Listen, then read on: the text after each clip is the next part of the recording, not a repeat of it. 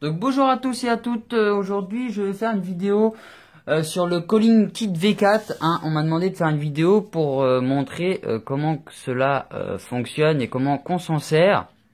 Donc c'est tout simple, d'accord? Il n'y a rien de compliqué. Déjà on va faire un petit descriptif du petit matériel, qu'on soit sûr d'être d'accord. Donc ici nous avons une base. Voilà, c'est ce qui va vous servir de le tenir, hein, voilà, une petite poignée quoi. Ici vous avez une tête donc qui se divise ici. Vous avez donc ici une petite fente pour mettre du gros fil. Ici vous avez deux petits trous pour mettre du fil un petit peu plus fin ici et là un petit peu plus épais.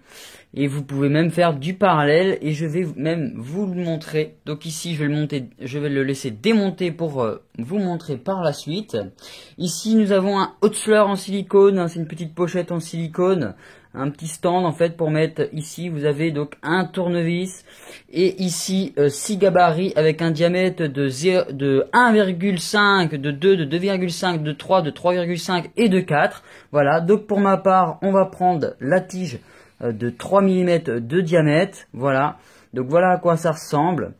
Donc pour le mettre dans le corps et avec la tête, vous le pluguez ici, vous vissez ça ici. Donc voilà. Rien de compliqué. Ici, nous avons donc 3 top covers. Donc c'est ici qu'on y retrouve les accessoires pour pouvoir... alors comment je vais dire ça? Voilà. Ici, vous avez donc le 3 mm de diamètre. Donc avec le gabarit que vous avez ici, la petite tige, ça se plug dans le trou ici. Et la vis vous servira à tourner donc votre fil résistif.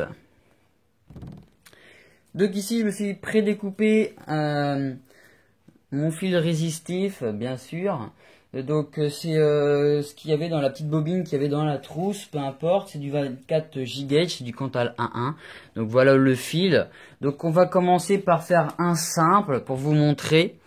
Donc ici, vous choisissez le trou que vous souhaitez. Alors moi je vais prendre pour ma part celui-ci. D'accord. Donc là, hop. Je vais, pour pouvoir faire quelque chose quand même avec de la place, voilà. Vous tournez une fois et vous tirez bien comme il faut sur le fil pour qu'il soit bien tendu. Vous prenez votre deuxième partie, comme ici, vous pluguez, hop, et avec la vis, en fait, vous mettez donc par-dessus ici, que je vous montre bien, voilà. Et ensuite, vous tournez la pièce, pas besoin de forcer, ça va se faire tout seul. Hein, vous avez juste à tourner le fil. Donc je vais faire plusieurs spires pour vous montrer que c'est vraiment propre. Hein, c'est vraiment facile à faire, rien de compliqué pour pouvoir faire votre coil vous-même sans les acheter faites. Voilà, donc là je vais m'arrêter ici. Donc voilà à quoi cela ressemble. Vous détendez donc le fil ici, vous tirez tout doucement sur le col que vous venez de faire. Et voilà, ça fait vraiment quelque chose de vraiment très propre, comme vous pouvez le voir ici. C'est vraiment génial. Voilà. Donc c'est vraiment très pratique comme petit kit. On peut vraiment faire nos coils nous-mêmes grâce à ça.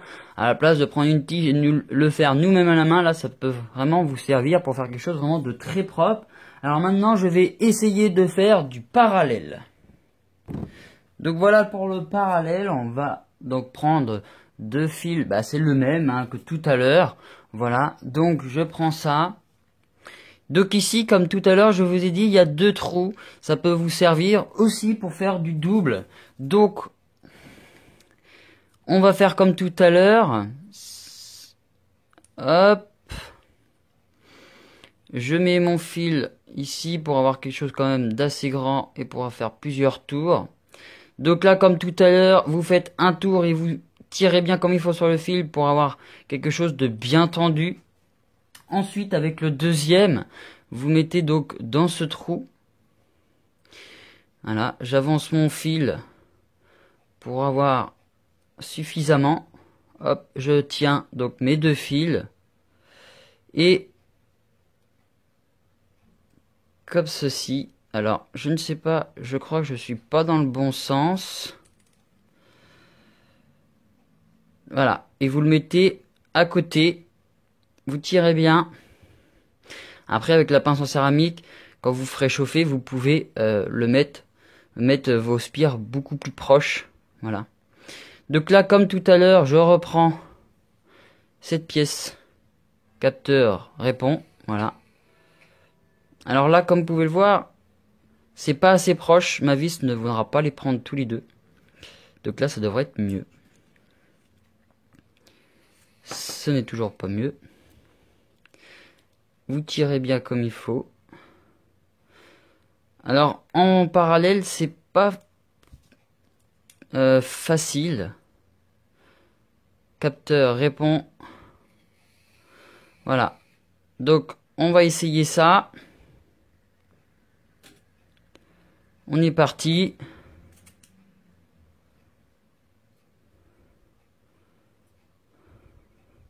Je vais faire, hop là, encore un petit dernier, voilà. Donc voilà ce que ça donne. Je tire mes deux fils par ici. On tire gentiment pour pas déformer ce qu'on vient de faire. Et voilà ce que ça donne. Donc c'est vraiment très propre. Comme vous pouvez le voir ici, pardonnez-moi, nous avons quelque chose vraiment de très bien fait, en double, voilà, en parallèle. Donc faut vraiment faire attention quand on fait du parallèle, faut vraiment bien s'y prendre pour avoir vraiment quelque chose qui se mette bien comme il faut sur la tige. Donc voilà pour le parallèle. Alors malheureusement je n'ai pas de gros fil pour vous montrer comment que ça se passe. En tout cas j'ai pu vous montrer comment qu'on se sert de ce kit. Donc maintenant, je vais me prendre mon dripper et je vais monter ma première résistance que j'ai montée au début. D'accord? Donc là, quand c'est comme ça, il faut pouvoir remettre... Vous ne voyez pas ce que je fais. En fait, de mettre les pattes assez bien. Donc là... Hop.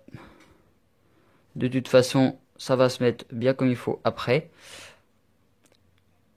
Voilà, quand vous allez poser ça sur le dripper. Hein. Donc là, on se sert toujours de ça pour pouvoir poser son coil donc sur le dripper. Donc je vais commencer déjà pour dévisser donc les plots qu'il y a sur mon dripper. Donc le dripper, c'est le Goon. Hop. Je fais ça, c'est pour faire descendre les plots, parce que sinon, je vais galérer. Donc là, je fais rentrer. Hop, là, j'ai galéré même en faisant ça. Alors, hop. Je suis désolé, vous voyez le cul de mon appareil. Mais c'est le temps que je mette ça là-dedans. Donc, on va essayer de faire ça comme il faut quand même. Donc ici, vous prenez la tige. Je vais essayer de centrer ça.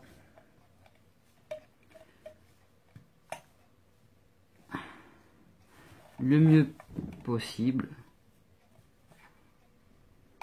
Donc, voilà. Et donc après, vous appuyez sur le coil pour pas qu'il bouge, pour pouvoir visser les plots.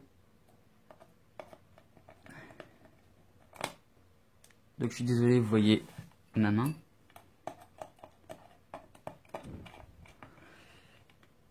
Hop, faut serrer quand même assez fort pour pas que ça se dévisse et que ça fluctue votre résistance, ça peut devenir dangereux. Faites très attention à ça. Le reconstructible, c'est pas de la rigolade. C'est assez intéressant à faire, mais il faut avoir de la patience, de la créativité. Voilà. Donc là ici. Donc il est pas très bien centré. Hein, voilà. Bon, ça va le faire pour le test. Donc voilà ce que ça donne. Donc je vais resserrer un petit peu. Parce que ici je trouve que c'est pas assez serré. Voilà.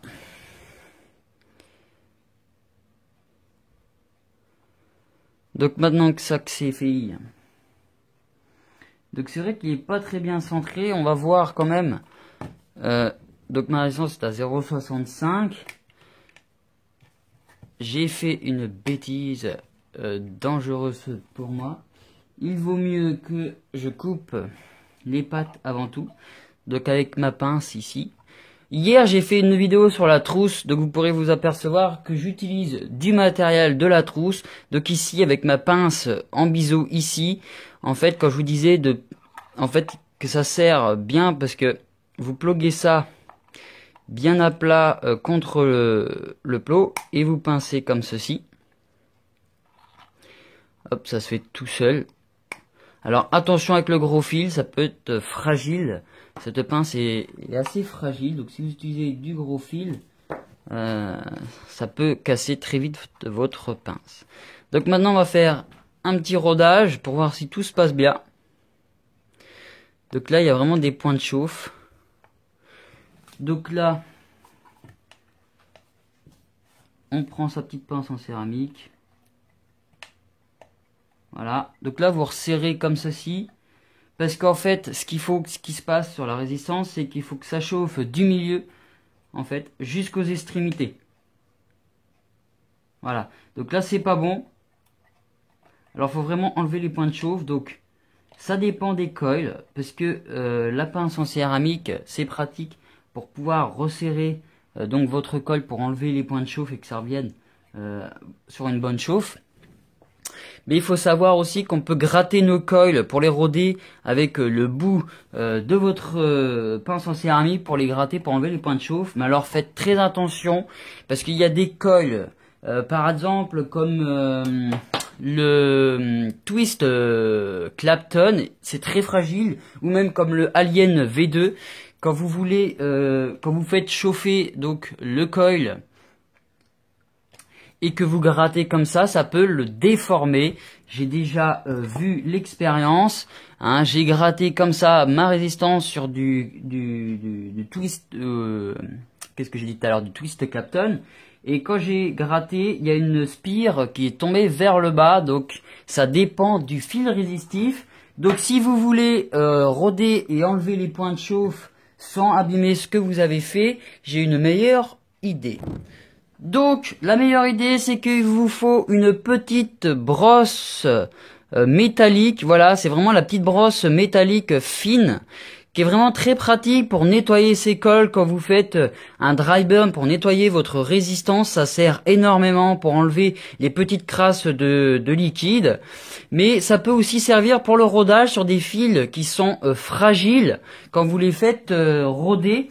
Donc là, pour vous montrer comment qu'on se sert de la petite brosse en céramique, il faut pas l'utiliser n'importe comment. Il faut pas l'utiliser sur le long comme ceci, mais l'utiliser dans le sens des spires. Donc vous frottez comme ceci. Donc là, comme vous pouvez vous apercevoir, je n'ai plus de point de chauffe. Ça chauffe bien normalement. Donc du milieu jusqu'aux extrémités, c'est vraiment parfait. Voilà. Donc là, j'ai vraiment un coil qui fonctionne à merveille. Je suis très content de moi. Il se fait des compliments tout seul. Donc je vais juste, c'est le remettre un petit peu droit.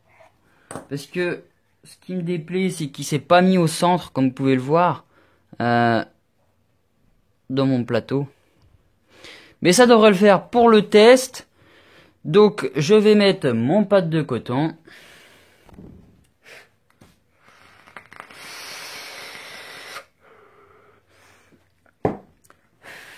Donc, maintenant on va installer donc notre coton. Donc là je me suis prédécoupé une petite bande. Donc encore dans la trousse, j'ai pris donc le coton pour le tester, pour voir ce que ça vaut. Donc vous coupez une petite languette comme ceci. Vous vrillez le bout de votre coton. D'accord? Rien de compliqué. Vous prenez donc ici, capteur, merci. Vous enfilez ça ici, vous prenez une petite pince pour vous aider. Hop, vous tirez gentiment, parce qu'il faut que ça force, mais pas trop, parce que sinon ça va déformer votre coil. Et ça peut déformer votre coton. Ah, voilà, merci. Il y a eu du brouillard d'un seul coup. Donc là, comme vous pouvez vous apercevoir, j'ai un petit souci donc avec mon coton. Donc, ce que je vais faire, parce qu'en fait, c'est plat. Donc, ici,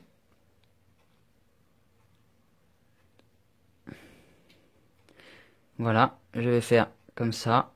Et je vais l'arrondir un petit peu. Je vais vriller le bout.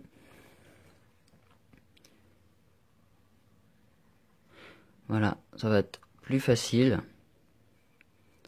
Voilà. Donc ici, mes ciseaux. Hop, je vais couper ici. Je vais recentrer mon coton. Hop, j'enlève les impuretés de coton. Alors comme j'ai pas beaucoup de coton, je vais en lisser assez large. Voilà. Donc un joli petit nœud en coton. Ensuite, avec un petit matériel comme vous le souhaitez, vous le prenez par là, hop, et vous le mettez dans la cuve sous le coil. Hop. Il veut pas y aller, il va finir, voilà.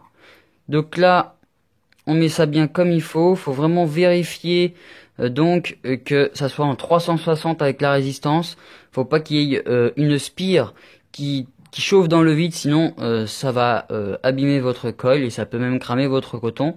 Donc faut vraiment faire très attention à ça.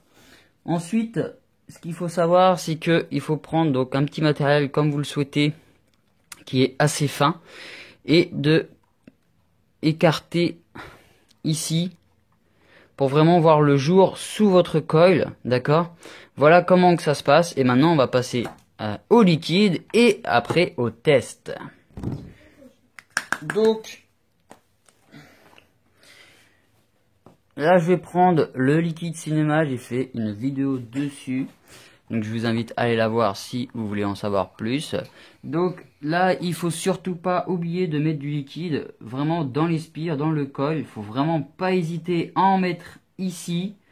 Faut pas y aller de main morte, d'accord?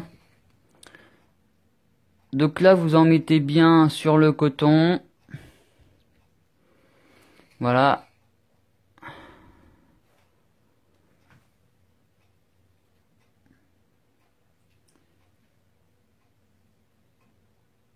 Faut vraiment pas avoir peur de mettre du liquide sur son coil. Donc on va faire péter un peu tout ça. Coil capteur vaudra bien, merci. Hop. Donc ça fonctionne. C'est parfait.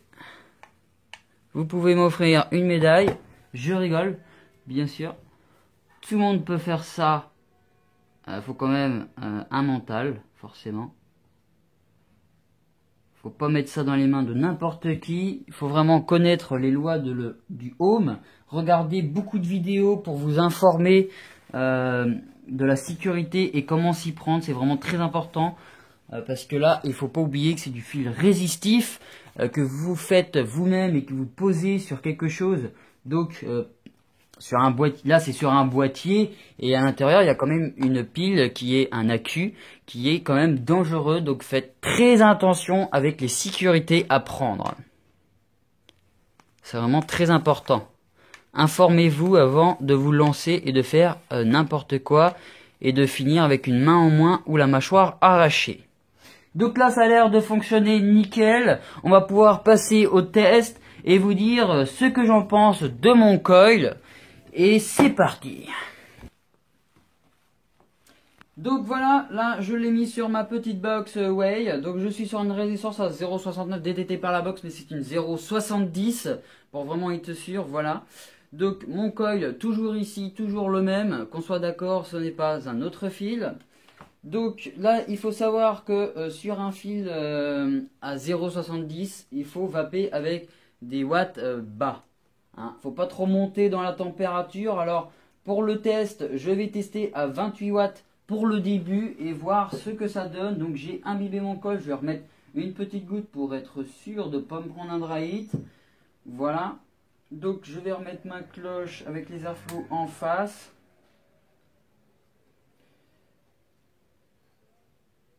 Voilà. Hop, donc on va tester ça.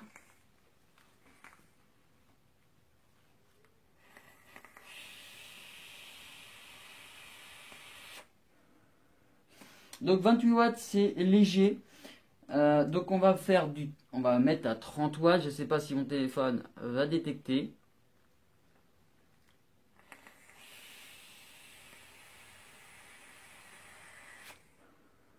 « 30 watts c'est mieux, mais c'est encore un peu besoin de pousser.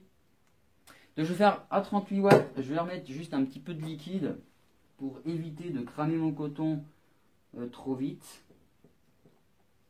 Donc voilà. Vous avez vu ce que j'ai fait? Je fais le replay. Hein? Ok? Ça, c'est la fatigue. Voilà.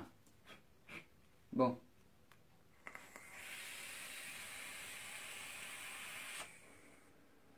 38 watts, c'est vraiment la température que j'ai trouvé le mieux. Même voir 37, je vais essayer 37. Voilà. 37, c'est beaucoup mieux que 38 d'ailleurs. Niveau saveur, c'est un peu fade. C'est light, on va dire. Sinon, niveau vapeur, vous avez vu, c'est le minimal. Pour les débutants qui débutent dans le reconstructible, c'est déjà très bien. Qu'est-ce que je pourrais dire de ce fil résistif? On va dire que il est facile à travailler, comme vous avez pu le voir sur la vidéo quand j'ai fait les spires, ça se travaille vraiment bien.